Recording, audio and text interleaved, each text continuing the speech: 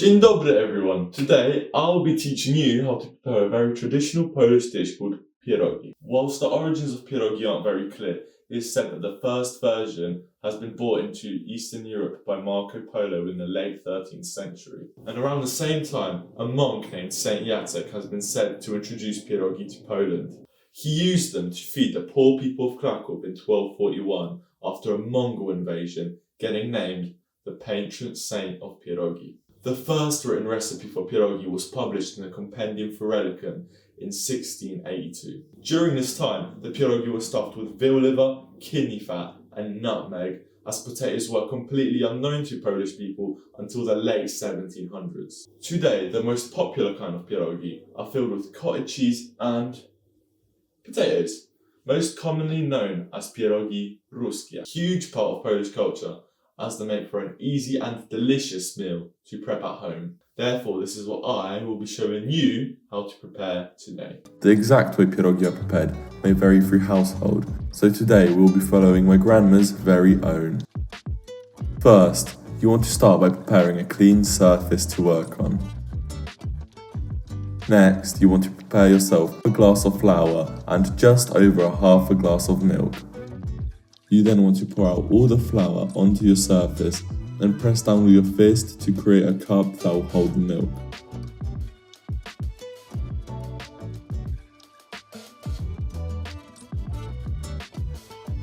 Now slowly pour some of the milk into the flour to mix in.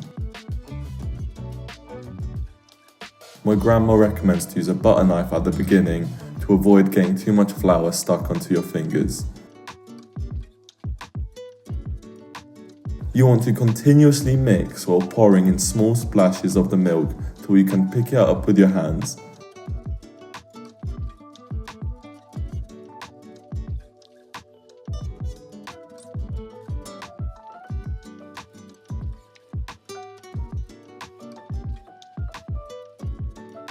And knead it till you get to the consistency of bread dough.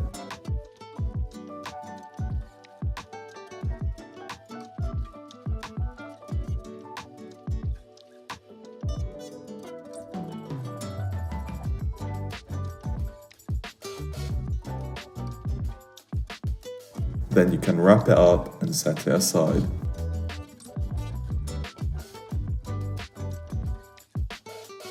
Next, you want to start peeling your potatoes.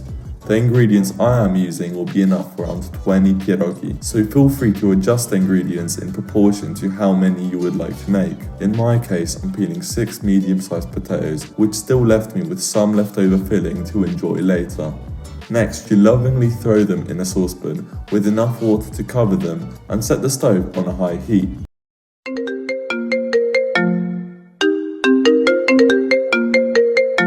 Cześć Madrinku, jak ci idzie? Dobrze, już skończyliśmy ziemniaki, teraz będziemy kroić cebulę. Okej, to jak będziesz kroił tą cebulkę, to uważaj.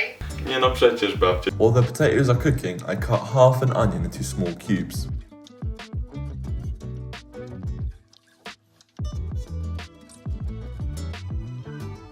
Then, I fry them over a medium heat with some butter while gently stirring.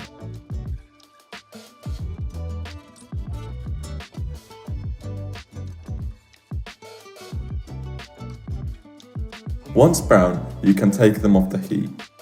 Once the potatoes are ready, you can drain the water by using a pot lid to prevent the potatoes from falling out. You then want to mash up the potatoes a bit and then add Polish cottage cheese and the fried onion.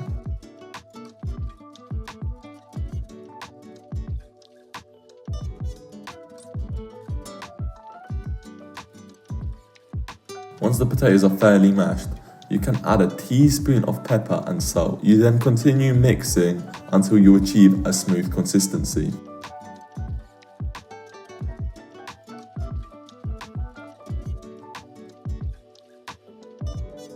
You now want to sprinkle the flour all over your surface to prevent the dough from sticking to it.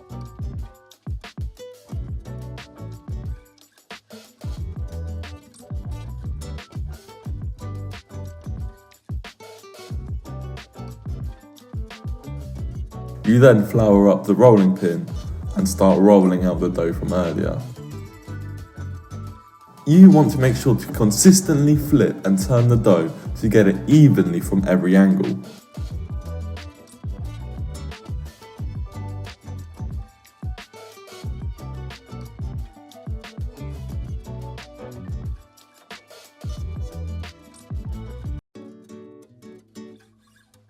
Once you get a thickness to about 2mm, you can use the rim of a mug or a glass to gently cut circles from the dough.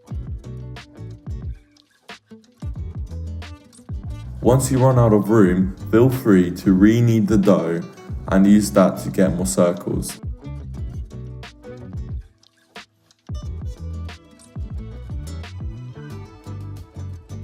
Now for the hard part. To stuff the pierogi, you want to get a circle of dough and place it onto your hand. I then get a spoonful of filling and gently press it into the dough using my fingers.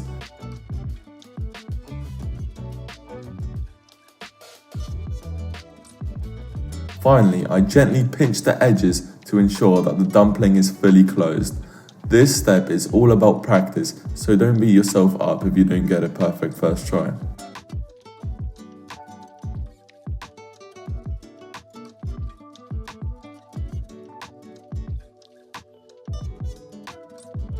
It is now time to cook them.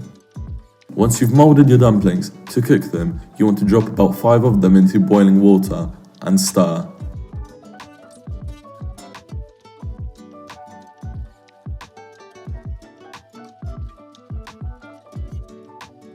You will know they are ready if they are floating on top.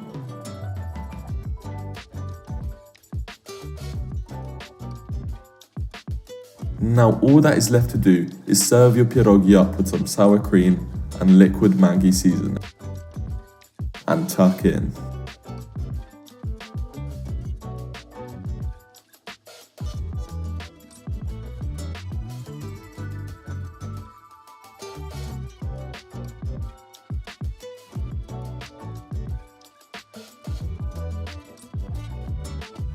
So as you can see, they look gorgeous, taste amazing, and hopefully you were able to learn something new about Polish culture. Thank you for watching, and do widzenia.